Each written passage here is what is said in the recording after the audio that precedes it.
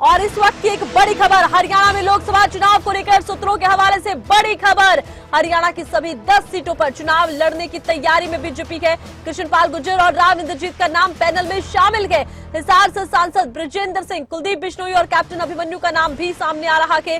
सोनीपत से रमेश कौशिक, मोहनलाल बड़ौली का नाम सामने आ रहा है। तमाम ये वो नाम है जो चर्चाओं में है। सूत्रों के हवाले से ये बड़ी खबर सामने आई है। हरियाणा में लोकसभा चुनावों को लेकर 10 की 10 सीटों पर बीजेपी चुनाव लड़ने के लिए तैयार है, ये माना जा रहा है। बाकायदा पैनल तक का नाम अब कहा जा रहा है, सामने आ रहा है।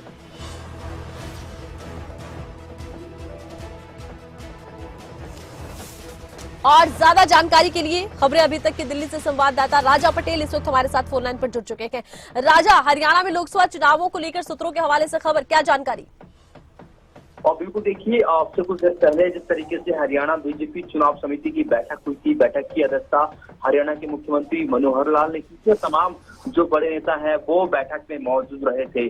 पुख्ता सूत्रों से जो जानकारी मिल रही है कि जो पैनल है अलग अलग लोकसभा के, चाहे हम फरीदाबाद की बात करें तो फरीदाबाद में केंद्रीय राज्य मंत्री कृष्णपाल गुर्जर जो कि मौजूदा सांसद है, उनका नाम फरीदाबाद से गया है। वहीं दूसरी ओर पूर्व कैबिनेट मंत्री विपुल गोयल का नाम फरीदाबाद से गया है। वहीं जिस तरीके से सोनीपत की बात करें, सोनीपत से रमेश कौशिक, मोहनलाल बड़ौली जो कि अभी फिलहाल वो विधायक हैं, उनका भी पैनल में नाम गया है। वहीं योगेश्वर दत्त का भी नाम पैनल में गया है। सिरसा से बात करें, जो मौजूदा सांसद है सुनीता दुग्गल और अशोक तंवर, हाल ही में अशोक तंवर ने बीजेपी ज्वाइन की है, पहले आम आदमी पार्टी में वो थे। तो जिस तरीके से अलग अलग जो नाम है, बड़े नाम निकलकर सामने आ रहे हैं। अम्बाला से हम बात करें, पूर्व केंद्रीय मंत्री रतनलाल कटारिया की जो धर्म पत्नी है बंटो कटारिया, उनका नाम पैनल में गया है। वहीं जिस तरीके से जो फैसले की बात करें, हालांकि चुनाव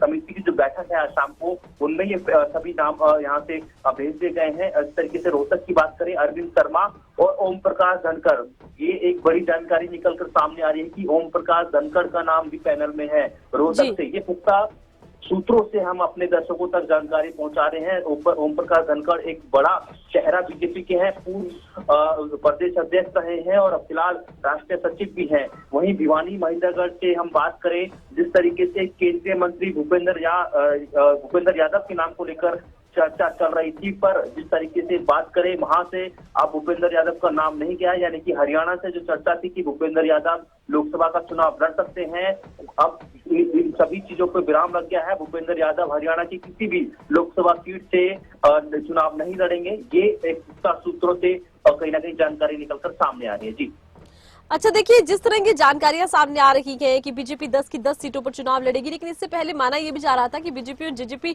हो सकता है कि एक साथ रहे लोकसभा चुनाव में। क्या उसको लेकर अब तस्वीर स्पष्ट हो रही है हरियाणा में?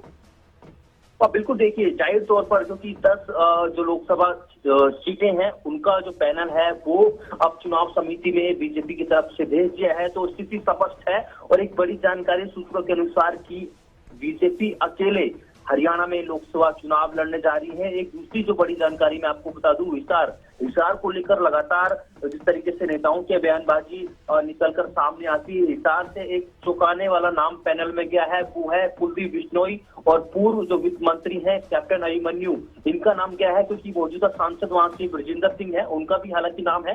3 नाम हिसार से भी गए हैं, तो कुलदीप बिश्नोई जो कि हाल ही में अभी। चलिए राजा, आप बने रहिएगा। इसी बीच हम दर्शकों को सुनाते हैं कि सुधा यादव ने इसको लेकर क्या कुछ कहा है। स्वाभाविक है, चुनाव से पहले तो चुनाव समिति की बैठकें होती है, हर सीट का पैनल बनाया जाता है, उसके ऊपर डिस्कशन होता है और फिर केंद्रीय चुनाव समिति के पास में पैनल जाता है और वहां पर निर्णय किया जाता है। मौजूदा सांसदों का फॉर्मूला केंद्र तय करेगा, वो राज्य के जुरिस्डिक्शन के बाहर है। भारतीय जनता पार्टी तो सभी पर तैयारी करेगी, गठबंधन का काम भी ऊपर वालों का है, राज्य का नहीं है। पैनल अलग अलग है, किसी सीट पे 2 है, किसी पे 4, किसी पे 5। मुझे लगता है कि चुनाव जब तक घोषित होंगे तब तक। अच्छा, देखिए, सुधा यादव ने भी कह दिया है कि हम 10 की 10 सीटों पर तैयारी कर रखे हैं कि गठबंधन का फैसला तो आला कमान ने करना है। जी राजा, जैसा कि आप अच्छा देखिए राजा, आप भी जिक्र कर रहे थे कि भूपेंद्र यादव का नाम सामने आ रहा है भिवानी महेंद्रगढ़ सीट को लेकर, इसके बारे में क्या कुछ चर्चाएं फिलहाल चलती नजर आती है राजा? बिल्कुल देखिए, भिवानी महेंद्रगढ़ से जिस तरीके से जो केंद्रीय मंत्री हैं भूपेंद्र यादव, उनके नामों को लेकर काफी लंबे समय से चर्चा थी, पर हमारे पास जो जानकारी है सूत्रों के अनुसार कि भूपेंद्र यादव हरियाणा से चुनाव नहीं लड़ेंगे। किसी भी लोकसभा क्षेत्र से उनका जो पैनल में नाम नहीं गया है। भिवानी महेंद्रगढ़ से हालांकि नाम चल रहा था, पर पैनल में भिवानी महेंद्रगढ़ से भूपेंद्र यादव का नाम नहीं गया है। जी अच्छा, देखिए भिवानी महेंद्रगढ़ से भूपेंद्र यादव को लेकर चर्चाएं थी, लेकिन अब स्पष्ट है कि वो किसी भी लोकसभा सीट से हरियाणा से चुनाव नहीं लड़ेंगे। ऐसे में अगर भिवानी महेंद्रगढ़ सीट की हम बात करते हैं, चर्चाओं में ये सीट काफी समय से रखी है, कौन से नाम है जो यहाँ पर चर्चाओं में है? और बिल्कुल देखिए, जिस तरीके से भिवानी महेंद्रगढ़ की हम बात करें, वहां से जिस तरीके से जो मौजूदा सांसद है धर्मवीर सिंह, उनका भी नाम पैनल में गया है। वहीं जिस तरीके से भिवानी महेंद्रगढ़ से बात करें तो सुधा यादव का दूसरा जो नाम है वो सुधा यादव, जो कि केंद्रीय चुनाव समिति की सदस्य भी हैं। ऐसे में जो पैनल में सुधा यादव का नाम भी भिवानी महेंद्रगढ़ से जता हुआ नजर आ रहा है। जी तो धर्मवीर सिंह और सुधा यादव ये दो नाम हैं जो फिलहाल चर्चाओं में है भिवानी महेंद्रगढ़ सीट को लेकर। तो चलिए, बहुत शुक्रिया, तमाम जानकारी आपने दर्शकों तक पहुंचाई है। तो महत्वपूर्ण ये खबर हरियाणा लोकसभा चुनावों को लेकर।